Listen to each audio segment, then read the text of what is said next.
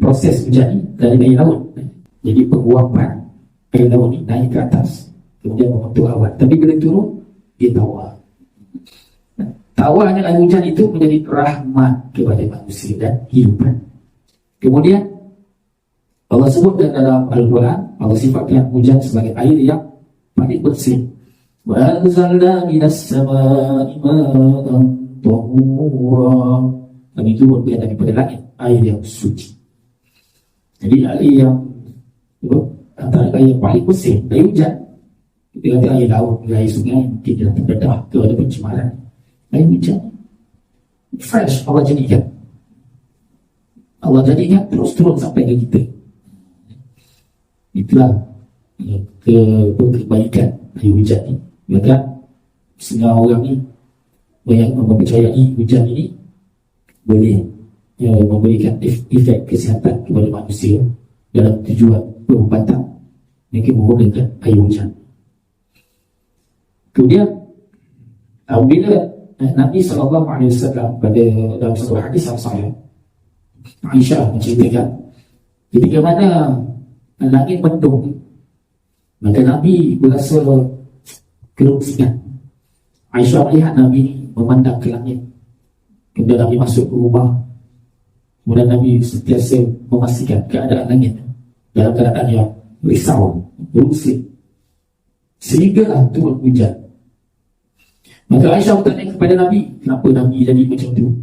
Kata Nabi, kerana aku mimpikan langit gerak ni bukan membawa kepada hujan, tetapi azab Allah Subhanahu wa ta'ala. Seperti mana yang berlaku kepada kaum Nabi Hud, kaum Ad. Apabila Allah datangkan kepada mereka bentuk, mereka merasakan itu hujan, tapi sebenarnya azab Allah Subhanahu wa ta'ala. Jadi selepas hujan barulah ceria wajah Nabi SAW. Dan hujan ini selain daripada air yang suci, Al-Quran juga mensifatkan hujan sebagai rahmah. Seperti mana firman Allah, wa huwal ladzi arsala riyaha busyran baina yadayhi rahmatihi. Dialah yang mengutuskan angin sebagai pembawa berita gembira dengan datang rahmatnya. Apa rahmatnya yang dimaksudkan? Hujan. Angin sebagai pembawa berita gembira untuk memberitakan akan datangnya rahmat Allah, iaitulah hujan. Hujan rahmat Allah. Dan juga dalam ayat yang lain Allah menyatakan wa nazzalna minas samaa'i ma'an mubarakah. Kami turunkan air dari langit. Minas sama' ma'an mubarakah, air yang berkah. Di air yang berkah, air yang suci dan rahmat Allah. Itulah hujan yang disifatkan di dalam Al-Quran. Jadi oleh kerana itu kita dilarang untuk mencemooh hujan. Bahkan kita dilarang mengeluh hujan, mengeluh. Apatah lagi kita memaki hangun hujan. Kerana apa? Kerana hujan itu bukan datang dengan kehendaknya, tetapi siapa yang mengutusnya, yang memerintahkan dia datang? Allah Subhanahu wa ta'ala. Maka apabila kita mengeluh, apabila kita memprotes hujan, maka sebenarnya kita memprotes Tuhan yang mengutusnya. Maka oleh kerana itu, antara adab kita dengan hujan, yang pertama sekali, jaga tindak balas kita, kata-kata kita, jangan ada terlepas kata-kata yang memperlihatkan kita seolah-olah tidak senang dengan hujan. Bila kadang-kadang kita mengeluh, apatah lagi bila hujan tu mengganggu kita punya rutin harian kita, atau kita terpaksa membatalkan program kita. Kita ada berjanji dengan anak-anak bahawa kita aman, kita boleh hujan. Masa itu mencuba adab kita dengan hujan. Jadi tak boleh mengeluh, apatah lagi memaki hujan. Sampai memaki hujan, marah sangat dia. Tadi dah hujan, baju tak kering lagi, hujan lagi. Hujan lagi lah. Jadi kalau kata-kata dalam hati juga dia lah merasa benci, tak suka, atau kira lah. Tapi ni bila melepaskan kata-kata itu dengan nada yang benci, dengan nada yang tidak suka. Apatah lagi sebut perkataan-perkataan yang buruk, seperti apa? Sial. Ada bahawa tak guna hujan ni. Marah sangat dia, marah sangat. Itu ada. Sebab hujan ni bukan datang sendiri. Tuhan yang mengaturnya, yang mengantar bagi kita. Maka sebab itu kita tidak boleh mencela hujan. Kerana bila kita mencela hujan, hakikatnya kita mencela zat yang menghantarnya kepada kita. Sebab itulah Nabi SAW dalam hadis yang sahih riwayat Muslim, apabila Nabi diminta untuk mendoakan supaya hujan berhenti, Nabi tidak mendoakan hujan berhenti, tetapi Nabi mendoakan supaya hujan dialihkan ke tempat yang betul. Satu antara ayat-ayat yang perlu kita jaga. Kalau bolehlah kita tak kata bila nak berhenti hujan, atau kita doa cepatlah hujan berhenti ni, bukan dengan kata-kata macam tu. So hujan kita sebut tadi rahmat, air yang berkat, air yang suci. Mana mungkin kita menolak rahmat Allah. Bahkan hujan ini adalah air yang bersih, yang suci, yang menjadi asas kehidupan manusia. Maka seluruh kehidupan yang ada di bumi ini bergantung dengan air. Kehidupan ini bergantung kepada air. Kalau kita menolak air, maka kita menolak satu nikmat yang sangat penting bagi kehidupan. Jadi sebab itu apabila Nabi diminta untuk berdoa supaya Allah berhentikan hujan, Nabi tidak berdoa supaya Allah berhentikan hujan, tetapi Nabi berdoa supaya dialihkan hujan. Kadang-kadang kita sampai waktu salat hajat lagi, kita minta buat salat hajat supaya berhentikan hujan. Salat tu apa? Salat hajat tu tak salah. Cumanya doa kita tu bukan minta hujan berhenti, tapi kita minta dialihkan hujan. Ataupun salat hajat kita tu boleh kita namakan untuk mengalihkan hujan. Hajat untuk dialihkan hujan, ataupun hajat supaya tidak berlaku banjir. Jadi kita jauhilah dengan ayat-ayat untuk kata-kata supaya berhentikan hujan. Jadi itu dalam hadis yang sahih tadi, Anas bin Malik radhiyallahu anhu meriwayatkan pada satu hari Jumaat ni, Nabi sedang berkhutbah Jumaat ni, tiba-tiba datang seorang lelaki berdiri di tengah Nabi. Dia berkata ke Nabi, halakatil aqwal wa qata'atis subul, telah musnahlah harta benda, telah terpotonglah jalan. Maksudnya jalan itu sudah tidak digunakan. Masa itu apa yang berlaku? Madinah kemarau. Bila kemarau ni, binatang ternakan mati, harta musnah, jalan pun tidak digunakan. Orang semua duduk rumah, tidak berlaku aktiviti kehidupan di luar rumah. Maka laki-laki ini minta kepada Nabi, Allah, doa kepada Allah supaya Allah turunkan hujan. Maka Nabi berangkat ke tangan Nabi. Nabi pun berdoa 3 kali, Allahumma aghithna. 3 kali Nabi, ya Allah turunkan hujan. Penangan doa Nabi, ya Allah mustajab doa Nabi. Tangan. Bahkan kata Nabi Malik ni, belum sempat Nabi turunkan tangan, dah hujan dah turun nanti. Okay. Kemudian ya, dah sahabat ni dia suruh Nabi doa, minta Nabi doa, hujan turun. Kemudian ayatnya tak habis. Tak habis ayatnya. Sebab dia minta kepada Nabi supaya doa supaya Allah turunkan hujan. Jadi hujan tu tak berhenti-henti. Ayat tu tak habis. Dia minta Nabi doa lah supaya Allah turunkan hujan. Nabi doa, hujan turun, tapi tak berhenti. Dia sampai seminggu tak berhenti hujan. Dalam seminggu tu, kata Anas bin Malik, kami langsung tidak melihat matahari. Hujan lebat sebanyak-banyaknya. Apa yang berlaku? Banjir. Bila minta doa ni, kena ayat tu kena sempurna. Ni Jumaat depannya datang balik laki-laki ni kepada Nabi. Nabi tengah khutbah Jumaat, dia berdiri dengan Nabi, dia menyebut ayat yang sama yang disebutkan minggu lepas. Halakatil amwal wa qata'atis subul, telah musnahlah benda sekarang tenggelam air banjir. Telah terhentilah, terputuslah jalan. Orang tak guna, jalan pun dah tenggelam air. Maka dia pun kata kepada Nabi, berdoalah kepada Allah supaya Allah menghentikan hujan. Di sini kita tengok bagaimana Nabi beradab dengan hujan. Nabi bukan berdoa minta Allah berhentikan hujan, tapi mengalihkan hujan. Itu yang tepatnya.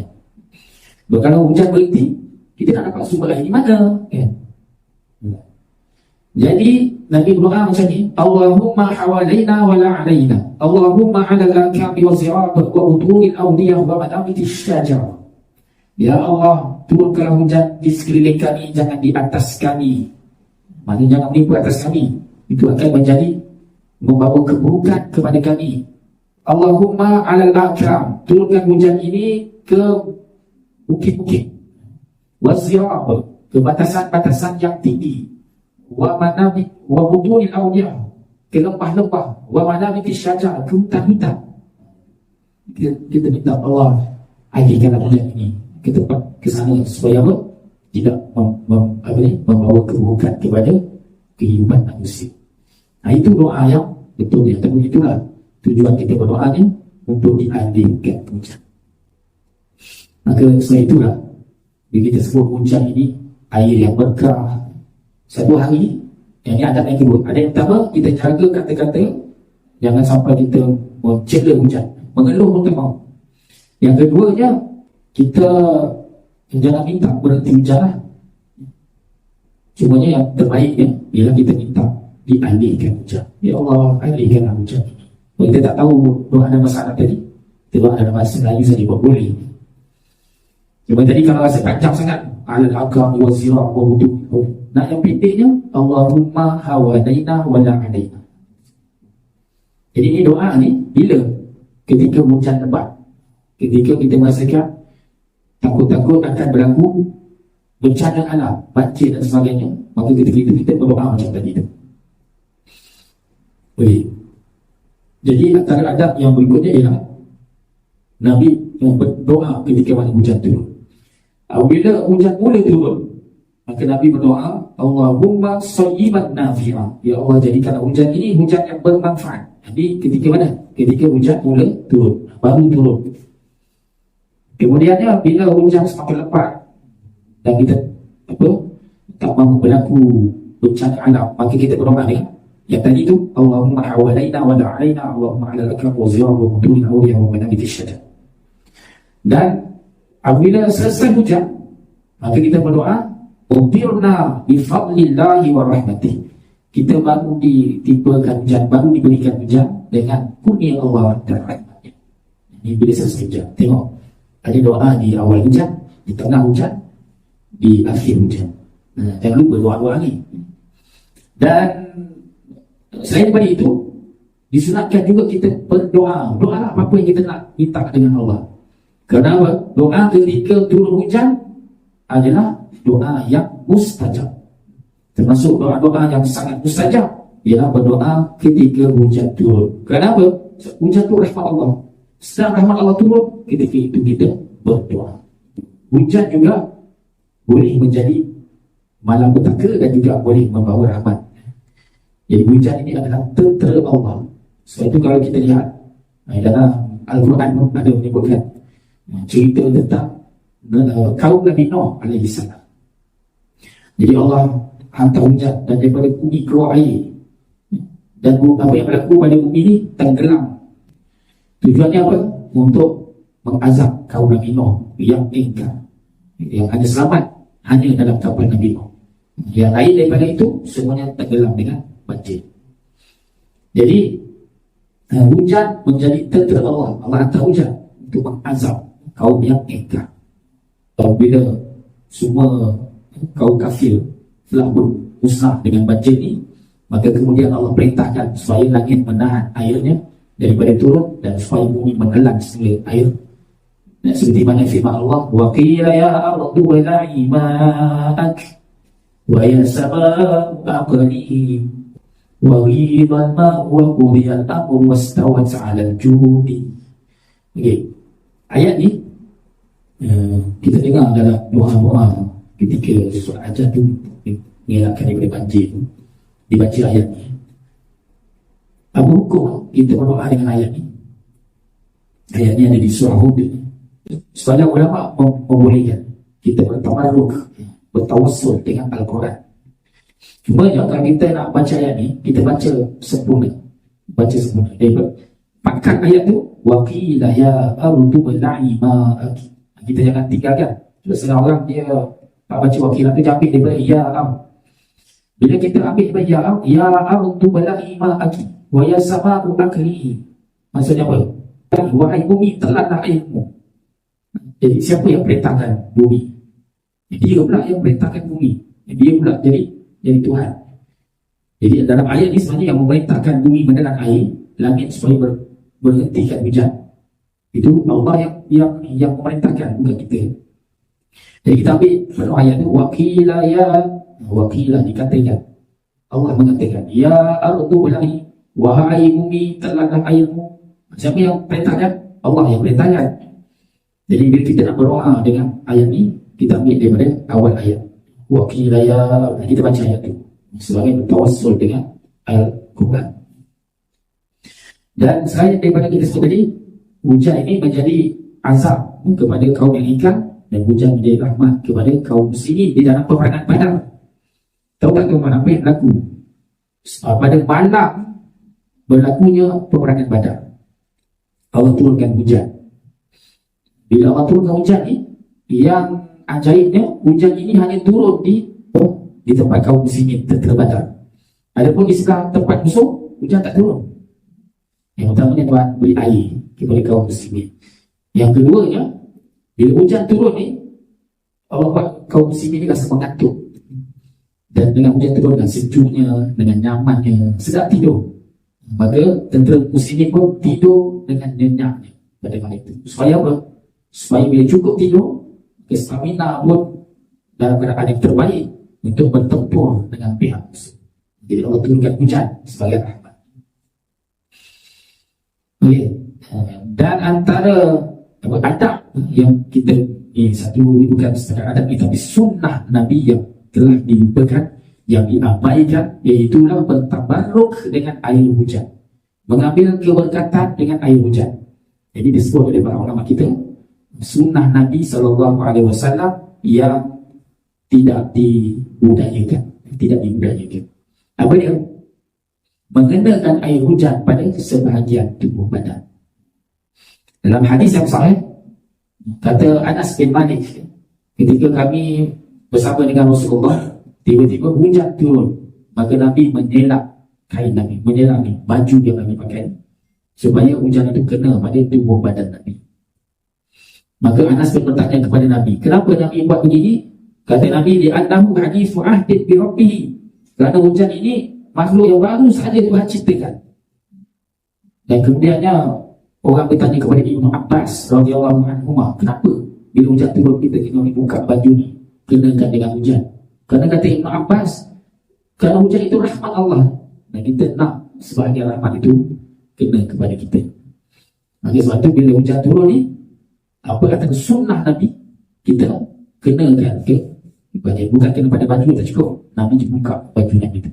Dalam satu riwayat Nabi tanggalkan imamah Nabi ni, maknanya supaya hujan itu kena di kepala Nabi. Ada sebahagian satu soleh, dia hanya keluarkan tangan ni ketika dan kena hujan di tangan, sudah melaksanakan sunnah Nabi. Jadi sunnah Nabi, bila hujan turun, kita keluar ke hujan, bukan duduk dalam rumah, keluar ke hujan supaya kena hujan itu.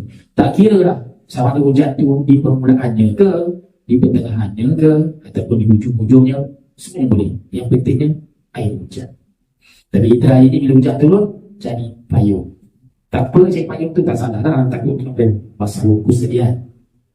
Tapi ya kena sikit dengan ni, dengan hujan tu fikirnya. Kalau kena di baju tak cukup ni, kau selap baju ni, selap. Tapi jangan buka aurat sudah lah. Mak ayah-ayah kita dulu, bila hujan turun ni dia sebab apa?